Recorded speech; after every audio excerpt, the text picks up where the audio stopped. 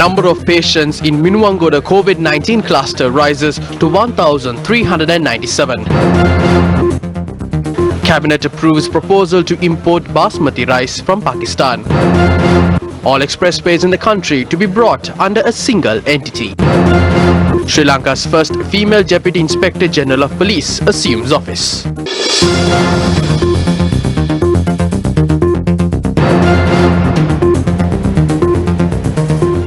Hello there and welcome to Lunchtime News here on TV1. You're joining me, Debbie Paldano. Now on to headline making stories this afternoon. The number of COVID-19 patients in the country has risen to 4,844. The Health Ministry said that 1,514 patients are currently receiving treatment at hospitals. 3,317 COVID-19 patients in the country have recovered and have been discharged from hospitals. The Health Ministry has said that random PCR tests will be carried out in several parts of the country today. Meanwhile, the number of patients in the COVID-19 cluster in Minuwangoda has risen to 1,397. This was after 90 patients had tested positive for the virus. We can clearly state that the spread of COVID-19 in the country has been limited to clusters. This is a challenging cluster. However, if you take a look at the statistics, we can observe that the situation has been managed to a certain extent. Nevertheless, it will require at least a month or two to completely bring this situation under control. The people are extending great support towards these efforts. We will require this support in future as well. There are hospitals to treat COVID-19 patients. Therefore, even if COVID-19 cases rise in future, we have sufficient beds and facilities to treat them. There is nothing to worry about our capacity.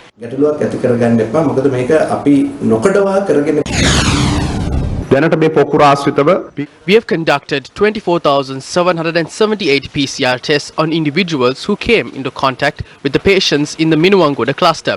10,281 individuals are currently undergoing quarantine at centers that are managed by the government.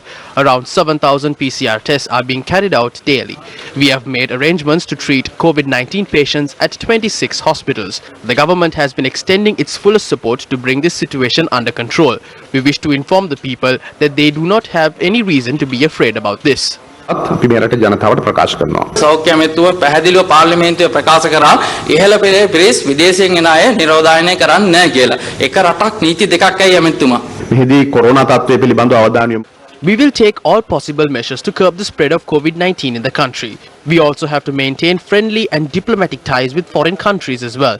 Therefore, they have given an assurance stating that they have not come into contact with the community and that they are taking steps to act carefully.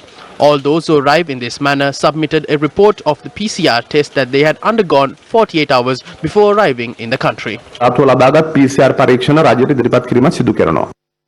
යම් ආසාදිතයන් හම්බ වෙද්දී රෝග ලක්ෂණ තියෙන අය මුණ ගැහෙද්දී සෞඛ්‍ය Health workers are the ones who intervene the most with infected patients. There are a number of things that healthcare workers need to include in their duties. We faced this pandemic before with proper protective clothing and masks. During the previous time, we saw the relevant authorities, especially in the health sector, where the staff of those hospitals were divided into groups and one team works at a time. Then in case if a disease spreads in some way, one group can be directed to the quarantine process and work with another group. However, under the current situation, with more number of patients reported than last time, we are urging the Health Ministry and authorities to regenerate the system we had during the previous time. මේකට මැදිහත් වෙලා මේ වැඩපිළිවෙල නැවත ක්‍රියාත්මක කරන්න මැදිහත් වෙන්න ඕනේ. In more headline-making stories, the cabinet has approved a proposal to import basmati rice under the Sri Lanka-Pakistan Free Trade Agreement. Accordingly, 6,000 metric tons of rice is to be imported from Pakistan under this move. Meanwhile, the cabinet has also approved a proposal to bring all expressways under one entity headed by the Treasury Secretary. The government has given priority to finish off the construction activities of the Central Expressway and to start construction of the Ruwanpura Expressway and to complete the expressway from Kelaniya to Athuragiriya. A decision was made to establish a fully state-owned company to monitor these priorities and give the power to general funds and carry out financial activities with regard to these projects. The decision was made with the intention of reducing the burden on the treasury. Only 6,000 tons of basmati rice will be imported. If we let those who can afford basmati to purchase it, the rest of the demand will decline. Only a limited amount of basmati rice will be imported. මේ පරමාර්ථයෙන් තමයි කරේ තාමත්ම සීමිත ප්‍රමාණයක් තමයි ඒ cabinet පත්‍රය බැලුවොත් අපිනවා. Meanwhile, Cabinet spokesperson Minister Kehelia Rambukwala said that the 20th Amendment to the Constitution will be presented to Parliament on the 20th. Yesterday, the Amarapura and Ramanyam Samagri Mahasangha Sabha released a statement against the 20th Amendment to the Constitution. Is the government going to continue with the 20th Amendment despite the statement made by the Sangha Sabha? මේ සම්බන්ධව දිගින් දිගටම සාකච්ඡා වෙනවා. We have been discussing this matter. It was presented to Parliament. After presenting it from the Supreme Court to the Parliament by the Speaker on the 20th, we can discuss it further. සංඝ සභාව මේ සියලු No point in talking about this now. The matter was referred to the judiciary and they have examined 39 petitions regarding this amendment. The court report is presented to the Speaker now. He is to present it to Parliament on the 20th. After that, we can discuss about it. ප්‍රකාශයට පත් කරාට පසු අපිට පුළුවන් සාකච්ඡා. The report prepared by the committee that investigated irregularities at ETI Finance Limited is to be forwarded to the Attorney General to implement its recommendations and take legal action. These were the views expressed by the Cabinet spokesperson Kehelia Rambukwala during a media briefing held today.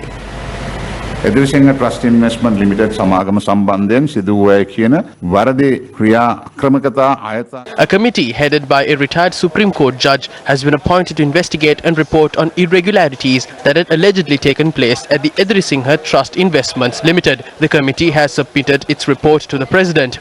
In its report, the committee had found that offences have been committed under the Companies Act, Finance Companies Act, Money Laundering Act, Financial Transactions Reporting Act, the legal framework to alienate lands to foreign entities, and also the Penal Code. It also points out the need to restructure the unit at the central bank that monitors and regulates non-bank financial institutions. The committee had recommended the forwarding of the report to the Attorney General to take legal action while pointing out several irregularities that had taken place in the unit at the central bank that supervises non-bank finance institutions. Accordingly, the Cabinet has decided to forward the report to the Attorney General at the earliest. හැකියක්මනින් මේ සම්බන්ධව ක්‍රියාත්මක කිරීමට cabinet මණ්ඩලය තීන්දුව කරලා තියෙනවා.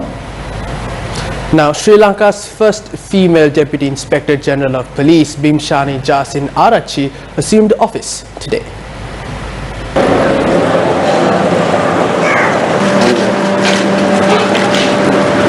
Bimshani Jasing Arachi had been promoted to the post of Deputy Inspector General of Police by the acting IGP recently. Accordingly, she will serve as the DIG in charge of the welfare and medical service range. The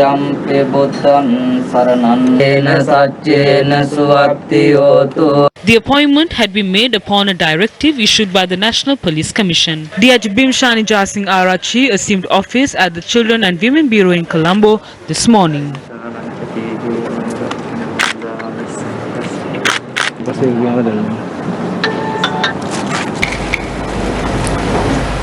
Former Defence Secretary Hemasiri Fernando arrived at the Presidential Commission probing the April 21st attacks to give evidence today as well.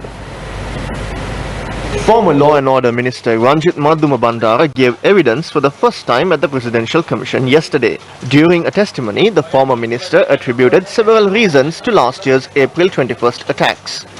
Among them were the absence of a permanent law and order minister, the 52-day political crisis, the controversy that arose due to the remarks made by Namal Kumara, and the arrest of the director attached to the Terrorist Investigation Division. The former law and order minister told the commission that the lack of attention paid to these matters had led to last year's April 21st attacks. He pointed out a rift had been created between the president and the prime minister, and that the former government had failed in its promise to arrest the perpetrators of scams due to the obstruction caused by certain ministers in this regard. The witness pointed out that although good governance was a favorable policy adopted by the government, it had not been implemented properly due to the shortcomings of those in power. The former law and order minister attributed the April 21st attacks to the internal conflicts that had arisen within the police department as well. He noted that incidents such as the central bank bond scam had taken place mainly due to the rift between the president and the prime minister at that time. According to the witness, several problems had arisen within the government due to the rift that existed between the president and the prime minister. Responding to the commission, the former law and order minister said he was not informed about the activities of Zahran Hashim, although the director of the State Intelligence Service had submitted 9 reports on that matter to the Inspector General of Police. On the same lines, he added, there were ample opportunities to prevent the carnage if he was informed about the matter. The minister said his security personnel had informed him about the warnings of an attack only after he made inquiries following the April 21st bombings. Accordingly, he said that he had blamed his security personnel for not keeping him informed about the matter. The former minister told the commission that there is a suspicion over how the security personnel of VIPs were warned about the attacks while the ministers were not informed about the matter. Meanwhile, former Prime Minister Ranil Wickremesinghe is due to give evidence at the Presidential Commission probing the April 21st attacks for the second time today. Well, with that, it's a wrap of lunchtime news here on TV1. For more news, log on to our award-winning website, that is www.newsfirst.lk. For the News First team, I'm David Paldano. Take care.